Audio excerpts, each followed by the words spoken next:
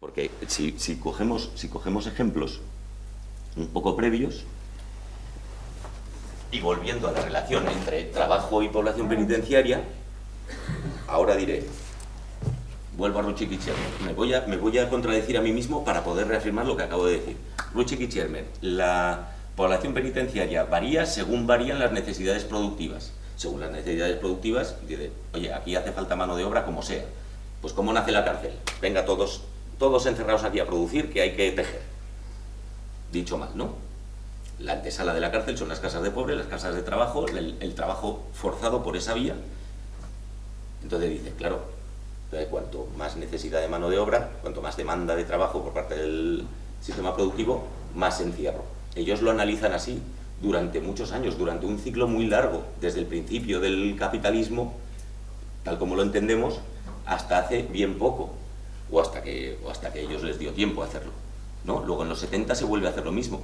Pero fijaros qué curioso, en los 70 es cuando empiezan los debates al calor de esas ya primeras transformaciones generales del mercado, de la economía general, pues empezaba a hablar del fin de la prisión. Decían, no, es que, claro, ahí hubo gente que lo dijo. Lo dijo, es que la cárcel ya no tiene sentido, ahora viene la sociedad del control, no va a hacer falta estos mecanismos de disciplinamiento y esta relación entre la cárcel y la producción ya no va a ser necesaria, entonces la cárcel se va a acabar. Decía, dentro de 20 años, en los 90, no habrá cárcel. La forma de control será otra, la forma de penar será otra. ¿Se equivocaban? No, en realidad ya no hay cárcel con los términos y funciones que tenían entonces y que tuvieron durante mucho tiempo. Igual que, dices, se equivocan ahora, podemos desmentir y decir que no vale el análisis de los alemanes de los años 30, porque ahora, en lugar de tener una evolución paralela a la población penitenciaria y el paro, la tiene al revés. Que mira cómo hace. Así. ¿La tiene al revés? No, tampoco podemos desmentir su teoría. Sigue siendo muy válida, en la medida que lo que afirma es que hay una relación entre el sistema económico y la cárcel. Lo que no podemos es coger una plantilla y hacer así, porque la situación es otra muy diferente. Pero insisto en eso por lo de necesitamos una teoría, necesitamos pensar qué está pasando, necesitamos un discurso, no podemos estar todo el rato hablando solo de cifras y tópicos como si fuéramos lectores compulsivos de la mierda de la prensa cada día, porque perdemos absolutamente toda capacidad de razonar en abstracto. ¿En España qué pasó? Este es el periodo de adaptación de España. Eso que he dicho antes del Reino de España, que para algo le llamó Franco así por ley orgánica, ¿no? El Reino de España lleva siendo reino desde Franco, ¿no? Vale. Pues en el Reino de España, ¿qué pasó? Antes he dicho, bien, nos saltamos el periodo ese de los años de oro del estado del bienestar europeo, ¿no? Digamos que este es el único periodo en el que, si nos sujetamos a los términos teóricos de cuando la cosa se pone peor, sube el paro, sube el delito y también sube la población penitenciaria, pues el único momento paralelo es este, ¿no? Que es el momento del descalabro, el momento de Felipe González haciendo el mal peor que Thatcher en Inglaterra, ¿no? El momento, coño, y estamos en vivo. O sea, en cada sitio de la península tienen su ejemplo, pero aquí tenemos, ¿no? Aquí seguro que todo el mundo puede saber de qué estamos hablando. Hay un francés que enseña en Estados Unidos, se llama Loïc Bacán, que habla de la creación de los hiperguetos, ¿no? ¿Ya estamos? Sí. No, Ah. perdón. Ay, perdón, que no se va, que puedo gritar más. Tiene una voz Bueno, bastante potente. que habla de eso, de ese momento del desmantelamiento de los barrios obreros, del desmantelamiento de las estructuras de solidaridad o de la reproducción social en esas zonas y de cómo pues las generaciones se van descalabrando, ¿no? Bien, la tasa de paro se dispara en este momento. Porque no se produce paro, son políticas que producen paro, ¿no? En ese momento. Producen paro por destrucción. Y entonces, claro, partíamos de una tasa tan baja que durante este rato la cosa va para allá, ¿no? Esta es el inicio de ese periodo en el que el chivo expiatorio era el yonki. El yonki que dentro de la cárcel personifica un poco ese proceso social, ¿no? Ese descalabro social. Son una generación con un perfil, con una extracción social, en unos barrios, yo qué sé, pues no hace falta desarrollarlo mucho, a ese paradigma del yonki, después del descansillo que mencionamos antes, después de la crisis post-Expo, post-Olimpiadas, post-Capital, post-Quinto Centenario, post no sé cuántas cosas más, se ve sustituido por el paradigma del extranjero pobre en prisión, ¿no? De manera que, lo hemos dicho antes, el porcentaje de extranjeros pobres en la cárcel sube hasta el 36%, ¿no? Hasta un máximo del 36, 37, 38% en su punto álgido. ¿Qué pasa cuando se acaba eso que he llamado adaptación de España a la modernidad o algo así? A partir de los 90 primeros, pues que entonces ya es cuando se funda esto que he dicho, la relación inversa entre paro y cárcel. Es como en ese momento que vamos a tener ya una tasa de paro estructural bien establecida, en torno al 10%, garantizada por una masa de subhumanos, ¿no? De 1 millón de personas perdidas en la mierda para garantizar la sumisión del resto, pues ahí tenemos esa evolución. Hasta que ahora, claro, ahora ya la tasa de paro estructural ya no es del 10, y ahora va a ser del, pues eso, un 20%, ¿no? Es un modelo que lejos de hablar de pleno empleo, como hablaban los que mentían como cosacos en el momento en el que una burbuja estaba preparando el subdesarrollo actual, una burbuja de crecimiento preparada el subdesarrollo de ahora, pues ahora, lejos de eso, ya podemos comprobar que tenemos 20% de tasa de paro estructural y tendemos al pleno desempleo.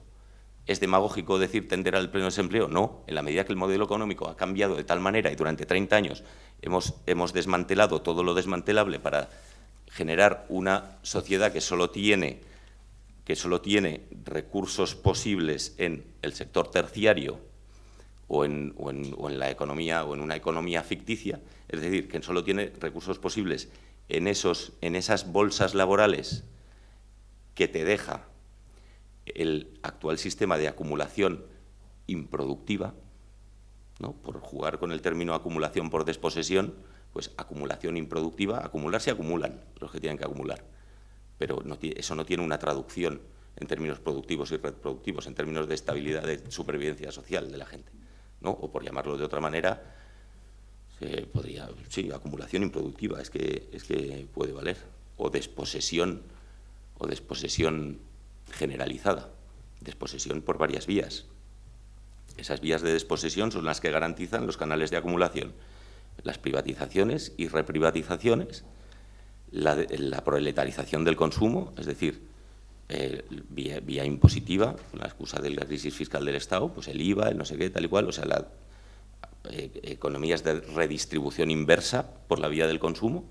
Consumir cada vez es más caro, trabajar cada vez es más barato, el índice de pobreza laboral se dispara, con lo cual, con lo que acabamos es con otra casualidad poética, que esa no tiene nada de valor numérico, pero en el gráfico queda, permitidme decir, bonita, que es que la tasa de desempleo y la tasa de encarcelamiento tienden a juntarse como dos estrellas fugaces en el firmamento. Es una broma, pero es casi la imagen de un culmen de subdesarrollo social generado por toda esa política económica y esa política penal funcional a ella. Y es ese punto que no ha ocurrido,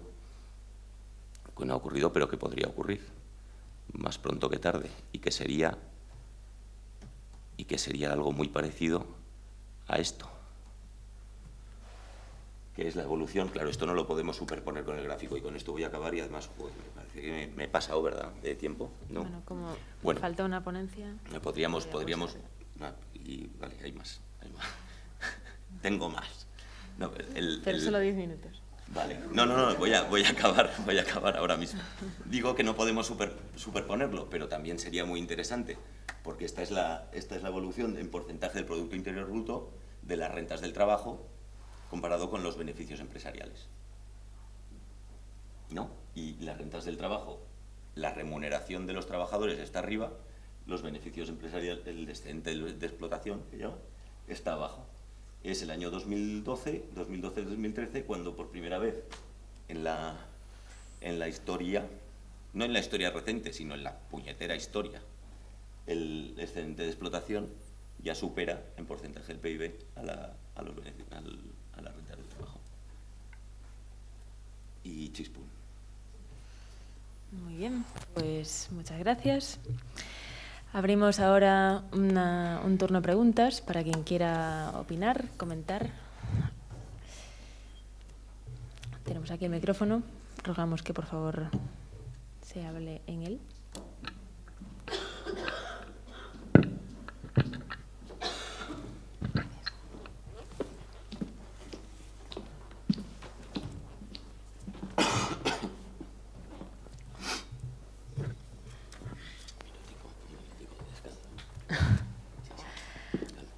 Hay una pregunta pedida. Me gustaría preguntar, perdón, con el micrófono, en el gráfico al final, ¿no?, que acaba bajando. ¿Actualmente realmente está bajando? ¿Hay menos porcentaje preso, aunque más gente se quede más tiempo? ¿Cuál es la realidad actual? No hay otra manera de acabar un gráfico de estos que manteniendo la tendencia que marca a la hora de acabar el gráfico y poniendo puntos suspensivos para dejar claro que ha pasado ahora que, a ver, 70.000, pues sí, porque ahora estamos más o menos por aquí. Estos son número de presos. Sí, o sea, digamos que si ese gráfico, sí, ahora que estamos a final de 2014, sí ha seguido bajando. No muy escandalosamente. Antes, Jorge, tú has dicho 64.000, has dicho. Sí, vamos, instituciones penitenciarias, estadística, sería la de hace 2 meses o algo así, pero estamos 74, 65 o algo así, pero sí. Yo quería preguntarte, porque nos has hablado mucho de esa definición de castigo, delito. Me gustaría que hicieras, aunque sea brevemente, un poco mención a ello. Vale, sí he mencionado la intención que llevaba con eso. Sí, probablemente lo que haya hecho es saltármelo un poco. Pues mira,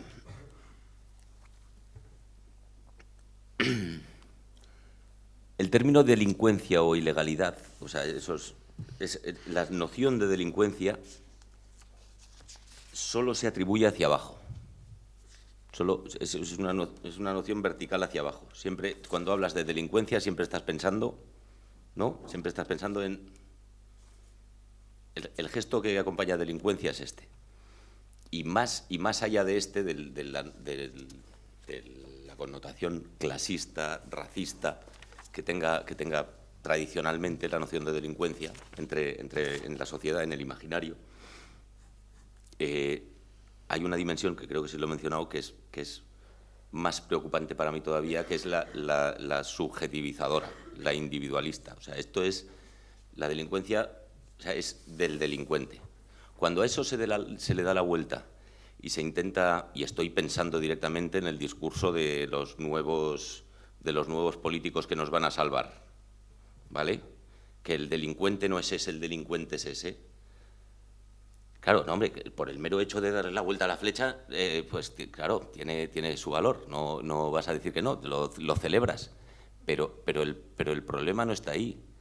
El problema es que si no somos capaces de ponerle palabras que el problema es sistémico, que el problema es un problema de modelo, no es un problema de si somos buenos o malos, o de quién es bueno y quién es malo, si hay más malos entre los pobres porque los pobres son malos, o si no, los que son malos son los ricos. No. ¿Con quién lo hablamos ayer? Puede que fuera en la cena también, que teníamos una discusión sobre este asunto.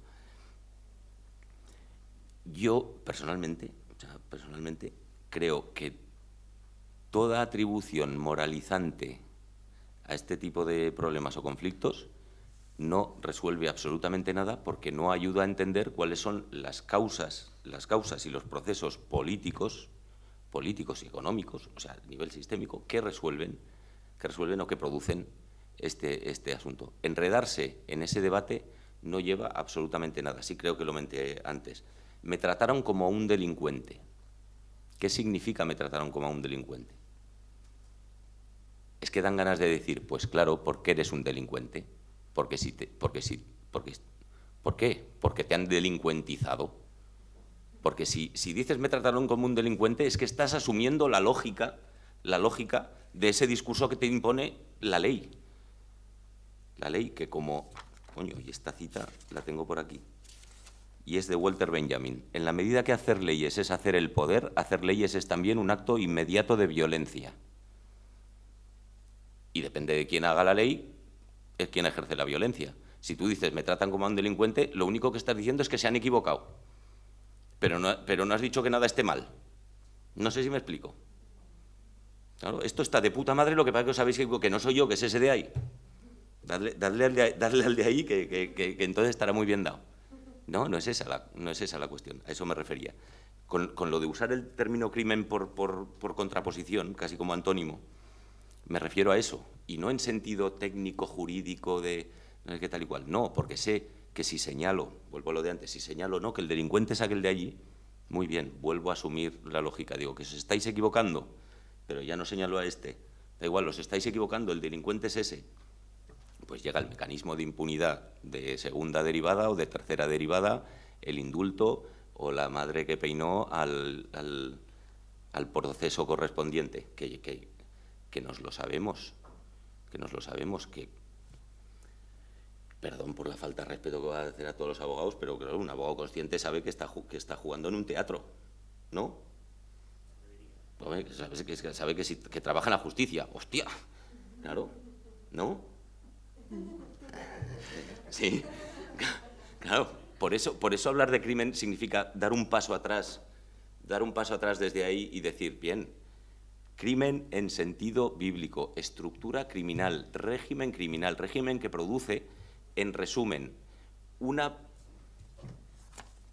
forma de gobierno, la de ahora mismo, que, citando a Gallardón otra vez, consistiría, por cerrarlo todo en una frase, en suministrar castigo masivo, castigo sin delito o castigo sin causa, o castigo ya no, sí, es una forma criminal, no delincuente. Olvidamos el término delincuente, decimos una forma criminal de gobernar que consiste en suministrar castigo. Mira, crimen y castigo en la misma frase y en la misma dirección. Y ese suministrar castigo, cuando hablo de eso, estoy pensando en acumular por desposesión y en el periodo de acumulación primitiva de capital. Es decir, ¿cuáles eran cuando el capital se acumulaba a base de expolio, ¿vale? Las primeras conquistas, no sé qué. ¿Cómo se hacía? En vertical y tabla rasa y sin ningún problema. ¿Cuáles eran las formas de castigo propias de aquellos momentos? No, la cárcel no.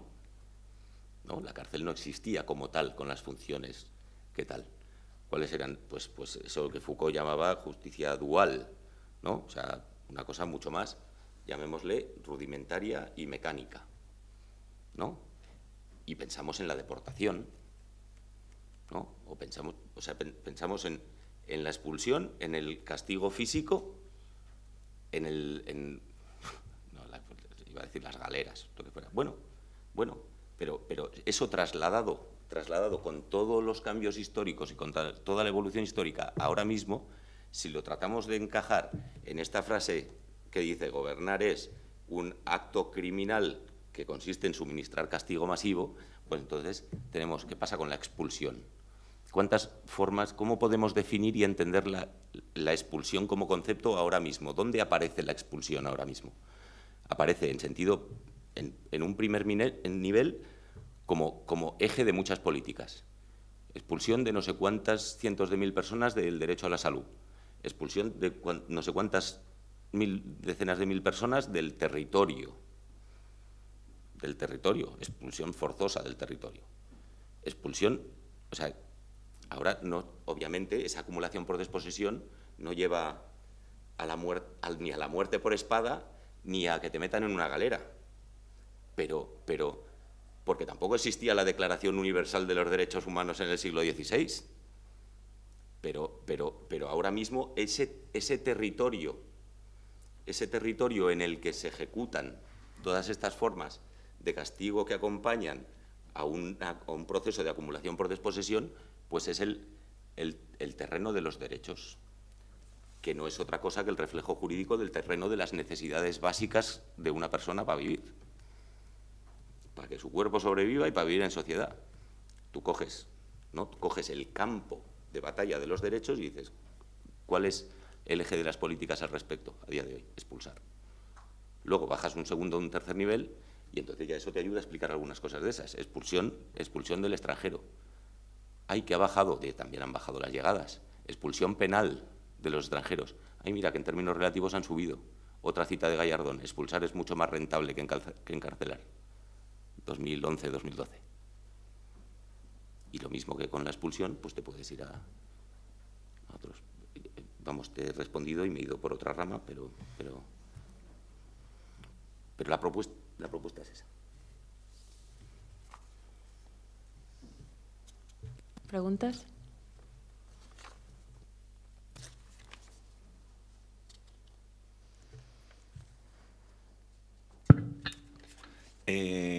Bueno, buenas tardes. Yo un poco para ver si se me han quedado conceptos o igual también digo necedades, ¿no? Pero bueno. Más he dicho yo. Por eso hago la pregunta. Un poco en referencia, ¿no?, a lo que señalaste, y sobre todo del gráfico, ¿no?, y un poco el elemento, ¿no?, de esa voluptuosidad, ¿no?, de la tasa de población penitenciaria que señalas que no se corresponde con el porcentaje de delitos que se cometen o de criminalidad dentro de un país, ¿no? Partiendo de que, por ejemplo, y supongo que esto es compartido porque me parece que es público y notorio, comparado con otras tasas en la Unión Europea, nosotros tenemos una tasa de criminalidad baja comparada con el porcentaje de la población carcelaria, que es muy superior a la media que tenemos a nivel europeo, ¿no? Mirando esas curvas, ¿no?, que señalas, la única posibilidad que tenemos, si los delitos son los mismos, de incrementar la población penitenciaria es, estamos en penal, tiene que haber una ley y tiene que haber quien la aplica. Entonces, para poder modificar esa población, en principio, en tan poco tiempo, ¿no?, y de una manera tan rápida, tiene que haber una modificación a nivel legislativa de que se imponga más número de años a los mismos delitos que existían, es decir, un endurecimiento del Código Penal, o que llegado un momento quien lo interpreta y que en principio debe ser independiente, pues llega un momento que tiene una sensación de que hay una urgencia social sobre este punto, diciendo, pues yo antes esto consideraba que 2 años y era normal, pero en el momento actual, tal como está la situación, esto debe ser penado con 4 o 5 años y ese mismo delito le impone un mayor número de años que hace que se incremente, ¿no?, esta población. Yo no sé si me he quedado con la conclusión de que ese baile, ¿no?, de ese tango que hacen entre la economía y la población carcelaria, es que llega un momento que esto es un recorte como es la sanidad y la educación. Nosotros tenemos un dinero de gasto público, vamos a gastar porque lo tenemos, luego que pueda haber otros intereses. No estoy hablando de por qué, de que pueda tener un amigo que construye prisiones o de que pueda tener un amigo que abastece las prisiones y que fomentamos un poco el negocio para que la economía se mueva haciendo ese gasto público. Pero que llega un momento diciendo, mira, si estamos en crisis, vamos a recortar, y a la par que recortamos hay que recortar también en el sistema penitenciario, que además es un gasto que no suele gustar a la sociedad que se realice. Entonces, claro, si recortamos en gasto penitenciario, o por lo menos no debemos seguir gastando para poder cubrir las necesidades del incremento de la población penitenciaria, lo que tenemos que hacer es vaciar las prisiones, porque es la manera que tenemos de acompasar el gasto que nos genera esta población a la bajada del PIB. Sí, primero, el PIB es una referencia muy gorda y que queda muy bien, o sea, muy gruesa, muy general. Todo eso nos sirve de marco de referencia para decir, hostia, qué paralelo. Y entonces ahí empiezas a desglosar. pero has dicho un par de necedades muy buenas, o sea, muy útiles para completar algunas cosas. Lo de la estancia, o sea, la estancia media de un preso en una cárcel española es exactamente el doble de la media europea, ¿vale? Exactamente el doble.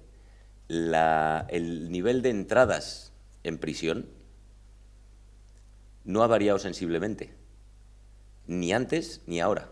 O sea, si coges un margen que te abarque toda la subida previa y la bajada actual, y especialmente en la bajada actual, el nivel de entradas en prisión no ha variado. Lo que ha variado es la oxigenación esa que digo yo, ¿sabes? Y que se entrevé en algunas reformas potenciales del Código Penal. De venga, vamos a quitarlos un poquito. Es decir, un núcleo duro ahí quieto y el resto que revolotee. De que entre, salga, vamos a tener un volumen de población flotante alrededor y un núcleo duro que permita mantener la función simbólica hardcore del castigo, al estilo estadounidense, con 2,5 millones de personas dentro de la cárcel y un total de 7 millones bajo control del sistema penal, ¿no? Eso por un lado. O sea, que a la pregunta de la causa, de buscar una causa por otro lado, efectivamente, dentro de las causas, o sea, estrictas en la esfera penal, la estancia es el doble, porque en España es el doble. De hecho, otro dato bastante majete, cuando empieza el debate sobre la perpetua revisable, claro, te pones a hacer números y dices, a ver, países de Europa que tienen la perpetua revisable. Número o porcentaje de presos en esos países con 20 años de cárcel, o sea, con estancias largas. De España, sin tener la revisable, durante todos estos años, ha tenido más presos perpetuos que ninguno de los países europeos que tenía en su ordenamiento jurídico penal esa pena, ¿vale? Lo otro, lo de los recortes, lo de funcionamiento como cualquier otro sector, ¿no? Del sector público en términos de... pues claro, recortes, la cosa baja. Sí, claro, es otro elemento. Ya digo, o sea, todo esto de lo que estamos hablando nunca se puede analizar uno a uno. Es una ecuación compleja en la que todo juega, y más si haces comparativas entre países. No tiene sentido discutir, no, es que ha dependido de esto, no, es que yo opino que de esto, no. O sea, por eso digo lo del cómo, no de por qué ha pasado, sino de cómo ha pasado, cómo podemos entenderlo. Cosas que vienen ocurriendo y que confirman eso. Claro, no somos Estados Unidos ni Inglaterra, pero que haya listas de espera para tratar la hepatitis, que de repente las altas instancias judiciales les parezca bien cobrar por comer en prisión, ¿no? Que se privatice la seguridad en los perímetros externos de las prisiones, favoreciendo a Ombus, entre otras empresas privadas, cuyo personal en su mayoría son ex policías que trabajaban en el País Vasco. Quiero decir, hay unas cuantas cosas. En Cataluña tienen lo suyo también. O sea, hay unas cuantas medidas que tienen que ver con privatización o mercantilización de muchos sectorcitos que acompañan a todo este, ¿no? a este aparente momento de austeridad en esos sentidos. Todo eso también ayuda a explicar cuál es la dirección que toma las políticas. Claro, ahora ya no puedes hacer otro plan, por lo menos por ahora, de construcción y amortización de prisiones para que la familia de Mayor Oreja y las Koplovich pues se construyan sus cárceles. Pero vuelvo a lo de antes. Lo mismo te digo Trigo que te llamo Rodrigo. Tanto cuando la cosa sube como baja, siempre es buena excusa para encontrar algo que privatizar, algo que mercantilizar, algo donde encontrar un nicho de negocio, ¿no? De la misma manera que cuando Zapatero hacía una reforma laboral en su momento, en momentos de auge, su argumento era hay que hacerlo ahora, que vamos bien, que ya cuando la cosa vaya mal ya pensaremos en los derechos de los trabajadores. Y cuando la cosa se va a pique, pues haces otra reforma laboral y das el argumento absolutamente contrario y te quedas absolutamente igual, ¿no? Y lo último, los delitos. Para resolver ese problema, y en base a muchas cosas que he dicho, que si no se me va a olvidar el resumen, la conclusión es: ¿tiene que ver la variación de la población penitenciaria con la variación de los delitos? No, tiene que ver con la variación del crimen. Si nos quedamos con la definición que he intentado proponer yo de crimen y nos creemos la de delito, y hacemos que nos la creemos porque ahora nos viene bien, y después no, con los delitos no, porque si haces, ahí va, queda igual que grito, porque si dices, a ver, delitos, aquí sí que sube un poco la tasa de delito registrada, por las condiciones que decíamos, si nos creemos que cuando todo va peor se delinque más, ¿no? Pero también porque hay más policías. España es el país de Europa Occidental con más policías por habitante. Y durante toda esta época, durante gran parte de esta época, cuantos más policías, más delitos tienes. Eso sí que es obvio. Cuantos más vamos al campo, más setas recogemos. O sea, no hay más, ¿vale? Es que es así. Pues entonces, aquí sí lo tienes, pero es que llega un punto por aquí que ya no. Y especialmente en la segunda fase es cuando el nivel se mantiene estable y descendente de delitos. Con lo cual dices, no, ¿con qué tiene que ver? Con la variación de los delitos, no. Con lo que tiene que ver la evolución de la población penitenciaria es con la variación del crimen. Si entendemos que las políticas públicas en el Estado español durante todo este periodo han consistido en un crimen generalizado. Un crimen generalizado desde arriba por desfalco y expolio de recursos comunes, por descapitalización del Estado, de todo lo que estatal, porque decir público es un error, ¿no? Pero de todo ese, como decía Marx, al final de todo, la deuda pública es el único patrimonio verdadero del pueblo, ¿vale? Y eso mira que lo dijo hace tiempo, y con eso te quedas. ¿De por qué subía? Porque era un crimen constitutivo que estaba preparando la siguiente fase de subdesarrollo social. Es la diferencia entre crecimiento, que es un concepto económico, y desarrollo, que es un concepto social. Cuando hablas de desarrollo económico, no estás diciendo absolutamente nada. Crecimiento económico, desarrollo social. Crecimiento económico sin desarrollo social. Más que eso, crecimiento económico, y ahora lo comprobamos, con una preparación coherente de la siguiente fase de subdesarrollo social. Subdesarrollo social en términos materiales, pero también en términos comunitarios, en términos de cohesión, en términos de redes de acción social, en términos políticos. Y así nos va.